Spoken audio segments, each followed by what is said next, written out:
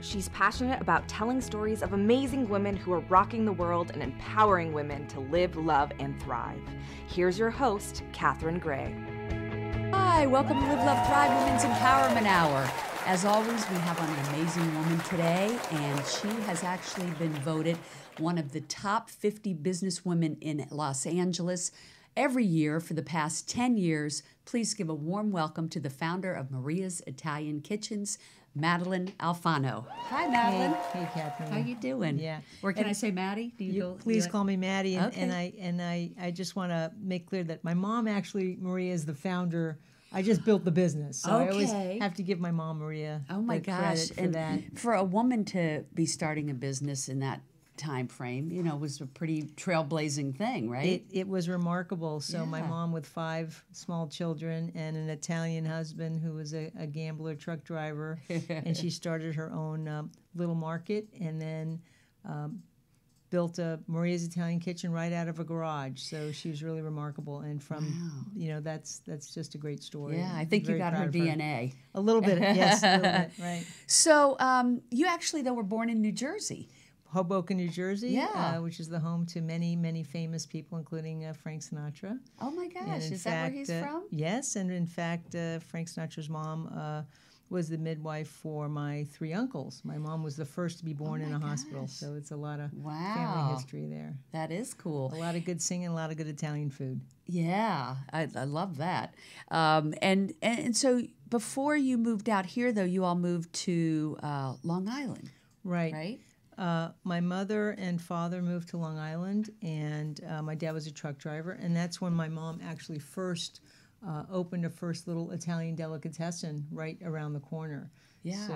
So She was the family entrepreneur. she is the family entrepreneur. I always say she was the brains, my dad was the brawn. He was very good at executing her wishes. What she said to do. For the most part, right. That's cool. So entrepreneurship has always been in your family, in your blood, it sounds Absolutely. like. And so I was asking you about how you ended up moving out here. And the story was that you shared with me that your uncle had started Mateo's out here. And your mom was flown out to help with the recipes. And she fell in love with Los Angeles.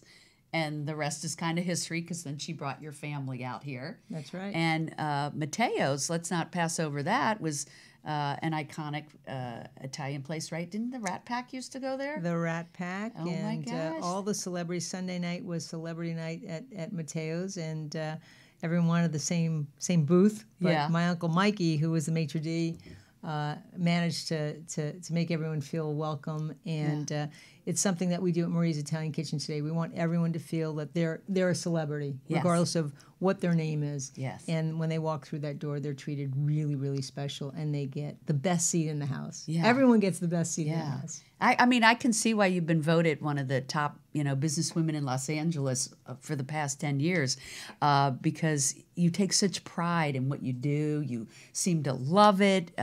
We've talked about, how you give and get respect from the people that work with you, and how that's important to you, and being loyal, and all of those good attributes of a good business owner that I think, it's all about karma. So, Yeah, I love that. I love that the title of your company. And one of the things that really inspires me is this last weekend we part of our culture is to treat everyone with respect, which I've learned from my parents. Yeah. But also educating and keeping everyone up to date, and just really letting them know that we live our culture. It's just not a bunch of words on a wall or a bunch of words in a handbook. So Right. we had what we call the recertification of all of our front of the house employees, the bussers and cashiers and servers and managers. And what gave me the greatest pride was going around the room and asking people, what restaurant they were working at and how long they worked there. And some was 10 years, 15 years, 20 years, Wow. 25 years. Oh, that says a lot. And I was so proud of that. Yeah. And so like a newbie is a 3-year-old, 3 years. And today, if a millennial works 2 years, it's an eternity. Yeah, So I yeah. was really proud of that. That's very cool. Yeah, yeah. And we have a big announcement for you. not only do you have the 10 Maria's Kitchens, but your sister, I just found out, started Louise's Trattoria. Yes, she did. And you just bought those back.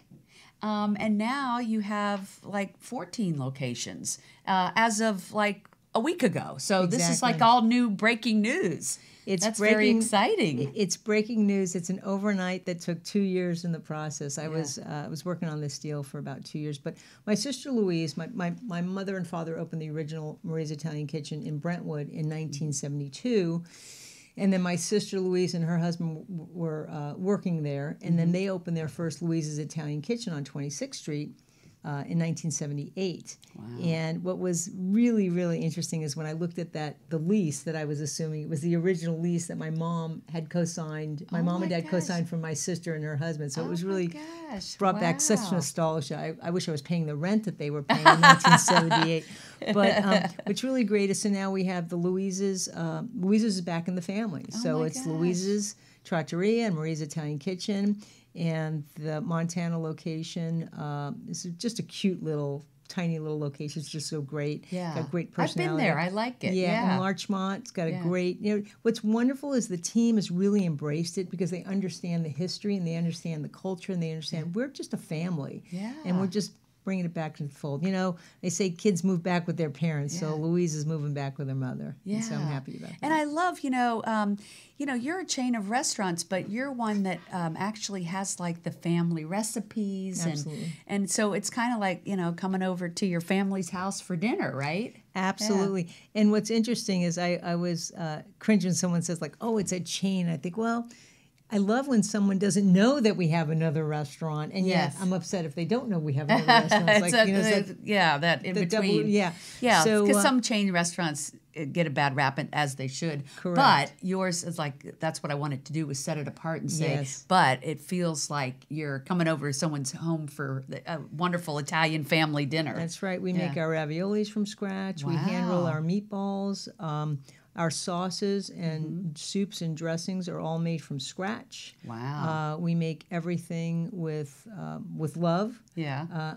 Finest ingredients. That's the best using ingredient. The Pecorino Romano and the Reggiano Parmigiano. When you get your pasta, it's shaved fresh at your table. Love that. And my mother was a big proponent of that, even though I said, Mom, it takes a lot longer. Can't we just put the shakers back on the table? No, it tastes better. And so it's even it's psychologically, it's nice to have somebody shaving it over your pasta. Yeah.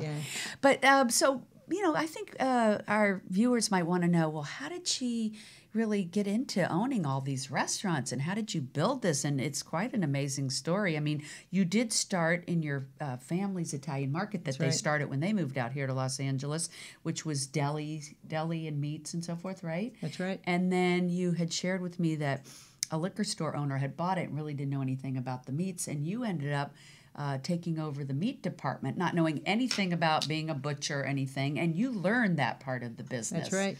From other people that did know how to cut the meats and whatnot. Right. So I think that I think it's really cool. And like you, I believe if I don't know how to do something, I go seek somebody that's really great at that and learn from them, learn from the best, right? That's right. And so when I graduated from UCLA, I felt I was the first one in my entire family tree to graduate from a 4-year college. So I was very proud of that. Wow, so and such a great I was one of school. those first timers, as they say. Yes, I'm a true Bruin. I'm on the alumni. I'm on the undergraduate board of advisors and also the business school board of advisors. And you were even voted alumni of the year for your community service. That was my Bravo. That's my greatest honor. Really, it was really remarkable. And don't you sit on the board of the UCLA Entrepreneurs Program? Yes, I do. Yep. Yes, I do. Yeah. So being an entrepreneur is about risk taking. It's about passion. Yeah. But it's also about knowledge. When you want to you have an idea.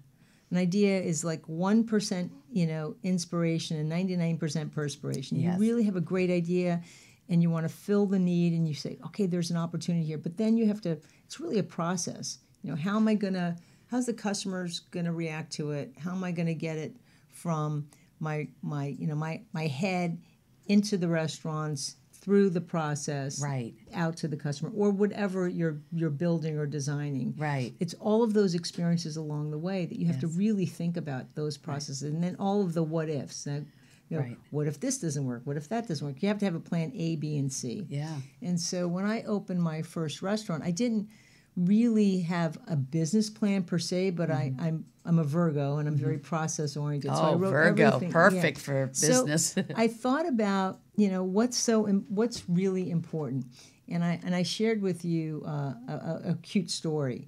And so what I learned is in any organization, communication is key. Yes. That's what we're doing here. We're communicating. Absolutely. But it has to be clear, constant, and consistent communication. And if you're clear about what your expectations are, and you're constant and consistent with the message, then you're going to achieve success, and your team's going to be happy, and you're going to be happy. Right. So I was just opening up my restaurant I was 28 years old. I always said I had 4 strikes against me, right? I was 28, woman, opening a restaurant, and blonde. Yeah. So it's impossible that this is going to be successful. And so it was very busy, and I had about 13 tables or 12 tables, And wait, this was over in the valley. This is in the valley. And you took over an existing business that was not doing well. No, yes. And I love the name of the restaurant you took over. Right. You told me painted on the window was Joe Joe Mama's. Yeah. I'm like, you can't make this up. No, and it's funny because the kid that was working there, Mike, I call him Joe Mama. So for the rest of his life, he will always be Joe Mama to me. But that was another favor I was doing. So when I originally took over the market in Brentwood, I did the favor for the guy that bought it, and because my mother volunteered me to do that. So, my daughter can run the market for you. So I learned about butchering and all those things. Right. And now when I was in my butcher department, the meat department, a neighbor in Brentwood, he was a building owner. He said, "Hey, if there's a lady, she owns a building in the valley. She's got some guy doesn't know what he's doing. Could you go help him?" So she came in. I said, "Where's the location?" It's in the valley. I never went to the valley. Right? So you went over to the valley thinking you were going to help this guy, not knowing you were going to open a restaurant. Absolutely, because that's what I learned very early on. My mother and father were very, without using the term philanthropic, they were philanthropic. Yeah. They gave back. You know, whatever it took. If they could help someone in any way. Our doors were always open. People were always eating at our table. That strangers became friends and family. Yeah. So I took the address down and I drove down to over the 405 and the 101 and got off at Woodman. I'm driving. I have no idea where I am in the valley because I wasn't familiar with it. For those who are not from LA that are listening, us in the city never go to the valley. Yeah, so the west side. That was a big deal, we were right? the west side snobs, right? So you might have heard of the 405, and we didn't travel that. And past Mulholland was the valley. Yes. The San Fernando Valley. And there was a lot of movies made about valley girls and so forth. Right. So I pulled up in front on Ventura Boulevard, and on the window was Joe Mama. I'm like, okay. So I walk in, and I said, "Are you Joe Mama?" Yeah. And it was an empty space. Yeah. Literally, it had a green painted floor, white cabinets, no food. And I said, like, "What are you trying to do here?" He said, "Well, I want to have a deli and food." I was like, "Well, you have no food, and you have no deli case, so what are you doing here?" So he's like, "Well, do you want to buy it?" And I had a deli in Brentwood at the time. I said, "I don't know. I just got back from my first trip from Italy." Yeah. And that was in 1984. And you were 28. I was 20. There was no real trattorias, like neighborhood places where you can sit down and have a good, glass of wine. So in my head, I was creating this business plan. Right. Drink out of the juice glasses, the wine. Because every restaurant in Italy, every neighborhood restaurant was delicious and casual. Yes. And so my parents in Brentwood, that was just a takeout. It wasn't a sit down. Right. So I thought, oh, maybe we do the first sit down. Yeah. So as I was driving back in my little Carmen Ghia back to Culver City, where I lived, I thought of this business plan: black and white check floor instead of red and white. And the next day I called him. I said, "Okay, how much do you want?" He goes, $15,000. I said, "I think I might have that in savings." And so with about $20,000, I opened my first restaurant because I did all the work, painted, press and stick floor. My dad and brothers and sisters, we all helped like kind of put the place together. Yeah. And you told me you got out. like 99-cent store I plates. got dishes from the 99-cent store, which was then the Akron. I got, or Big Lots, tablecloths. It was a put together restaurant. Wow. And even I had grocery shelves because I had no stores. So all of our products, the Checo pasta, the cans of tomatoes, olive oil, were all on the grocery shelves. Oh, wow. And I had a big deli case with all the meats that we were using. And it was, everything was used. All my equipment was used. I couldn't afford to buy anything new.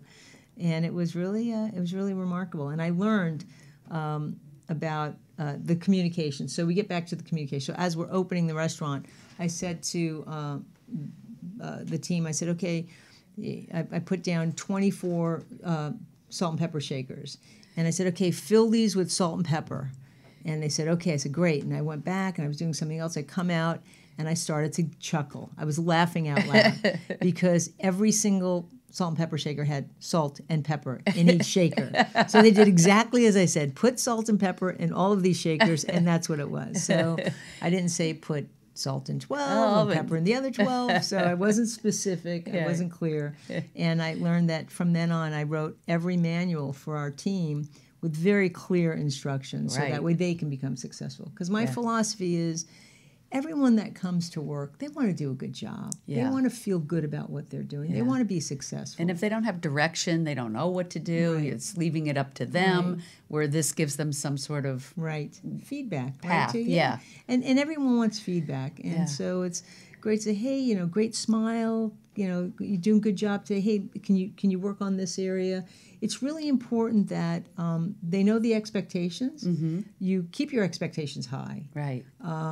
Because it's your name on the bottom of the check, and it's your name on the lease and on the bank loan if you get one, if you're lucky enough to get one. Yeah. So it's really important that you treat everyone with respect, but you also expect them to do their best. Right, right.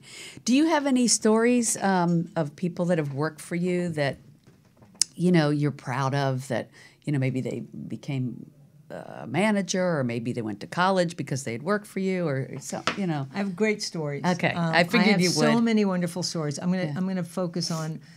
First story I have is for Olga, and Olga was my first nanny when I had my first son Max, my first child, and that was in 1988. And my pizza guy said I was pregnant, very pregnant. I was working every day in the restaurants. Yeah. That was in 1987. He was born in 1988. We forgot to mention you February. have 3 children, right? I have currently have Nicholas, who's my biological son. He's 26. He's a lieutenant in the military, and I'm proud to say he's a West Point graduate. He didn't get accepted to UCLA, but he got accepted to West Point, so that's good enough, right? Yeah. Yeah. And then I have my bonus children, and that's Josh Tucker and Danielle Tucker. And they're the proud children of my husband, Jeffrey Tucker. He's who I met the other day at awesome. Shane's Inspiration fundraiser, and he is lovely, a really nice guy. He's a chiropractor, and he teaches. He teaches around the world. He practices, and right now he's actually on a panel, speaking on a panel. But his office is in Westwood. He's great. He's remarkable. So I feel very blessed. And my first son Max, who is my guardian angel, and that's why I wear my your beautiful angel pin. Was born developmentally delayed, and he passed away in 2000 at the age of 12. And he was my inspiration for getting involved with so many charitable organizations that deal with young children, handicapped, and we're very involved in that. You don't say handicapped anymore, special needs. We're involved with that community. Yeah, and beautiful, in his memory. Absolutely. Yeah, absolutely. awesome. He's always with me. So we were saying... the story. Yeah, so Olga was my first nanny, and so I would have her do the deposits with Max, and she'd take them to the bank, and then I would teach her how to do the bookkeeping, and then I brought her, taught her English, and then she came into the restaurants, and we translated all of our manuals into Spanish from English, and then she worked as a cashier and then a server. And I'm proud to say today she has a restaurant in Santa Fe, New Mexico called Il Piccolino, Oh. and it's very much like a Maria's Italian Kitchen. Oh my gosh! And she's got 3 beautiful children and a great husband. I think I ate there. It's really we were just in joy. Santa Fe, yeah. And then that's fantastic. Yeah, and then we have Nikki, who was a cashier when she was in high school, and then went to UC Santa Barbara, and I had a restaurant in Santa Barbara, and she worked there and was a shift supervisor. And then when she graduated, she became a manager and then a catering manager, and she met her wife at Maria's Italian Kitchen, and now she's a captain at Trader Joe's. She's got a big management position. Oh, and that's great. So, that's the best thing about us, the small business owners in this country employ so many people, and that's why it's important for us to be able to help female entrepreneurs to prosper. And so I want to talk about NABO LA, which you're the past president of. NABO LA and NABO California, which has many chapters. NABO stands, of course, for National Association of Women Business Owners. Correct. And you've been a member for a long time, right? I can't remember when I wasn't a member. That's Okay. how long it is. All right. I was a past president, and now I'm currently the foundation chair. So we have 2 branches. We have the member organization, which has a lot of the events, and then we have the foundation, which is the fundraising arm, which provides the funds for all of the educational programs that we put on. And what's great about NABO is we're not only an educational arm, but we are truly advocates for women business owners. Right. And there's Didn't NABO, long ago, they were one of the ones that advocated for women to be able to get credit cards. yes, That's how long they've been around. well, it's been a long time. Yeah. It was HB 5050, which it was only 30 years ago. Yes. Last October was 30 years ago, where a woman could not get a loan from a bank Right. unless she had a male relative sign Unbelievable. the documents. I could have my son, Unbelievable. my cousin, my uncle, my nephew, anyone that was a male. Yeah, this was in our lifetime. 30 years ago. Yeah, our Right. lifetime. Yeah, I mean, I know. Yes. Yeah, let's see. Right. We were about 10 then. Well, I recall, when I yeah, right. So that was, and when I was signing my first agreements, my lease agreements, landlords would say, "Well, we need your husband's signature." I said, "But it's not his business; it's my business." So it was still that. That's only Unbelievable. less than 30 years ago. So, if a woman is a business owner out there or even a leader in a corporation, they should look into NABO, either NABO LA or NABO California, or there are NABO chapters all over the world. So, no matter where they are, all over the U.S., wherever they are, they can affiliate. And it's a wonderful built-in networking community of support for them to get resources, to make connections. Let's face it, my whole thing is that women need to help other women. And so that's really what NABO's all about. They have 2 big events coming up, right? Huge. April 28th is NABO's Propel, which is in Sacramento. So women from all over California will be coming to that, and they can learn about it on your nabola.org website, right? Or NABO California website. Yes. Yeah. And then also, NABO LA has their 33rd annual leadership luncheon coming up. That's right. Yeah. It's So June 14th, and the theme is Kicking Glass. Love and it. the reason we chose that theme is because just this year we were Paramount. In fact, Betsy Berkmer-Cradair, who was a NABO cheerleader, and she's the woman when I think of NABO LA, I think of Betsy. She worked with Senator Jackson on getting SB 826 passed in California. The state of California signed by Governor Brown that is mandatory for California publicly held companies to have women on their boards, at least one woman and then soon to be 2 women. And that date is significant because in 1920, on August 26th, that's when women were able to vote. So that's that whole. So we've got this whole. Yes.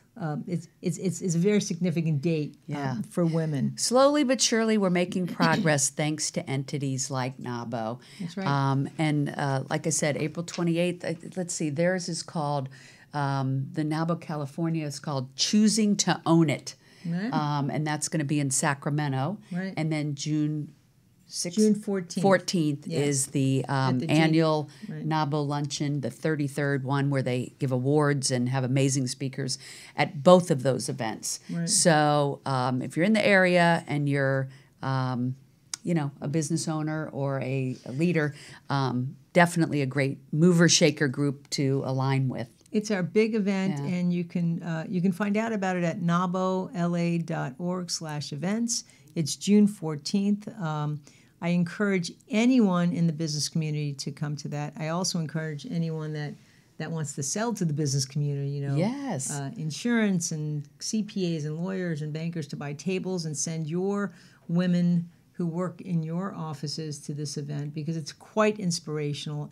And I always find that after that event, people feel so much better about Los Angeles. They feel better about I think they the feel future. empowered. Exactly. Yeah. Empowered is a great Well, word. thank you so much for being on today, sharing your wonderful story of building up these businesses over all these years and sharing how you got started. It's always inspiring to hear how a woman gets started in an industry. And it sounds like your family was just, born into the restaurant. Yeah, into food. Yeah. So thanks for being on and sharing your story It's my pleasure. and for encouraging other women to start their own restaurant businesses. Thank you so much. Yeah. It's a pleasure, Catherine. Thank you. Well, thanks so much. We'll see you next week. Make it a great one. Hugs and happiness.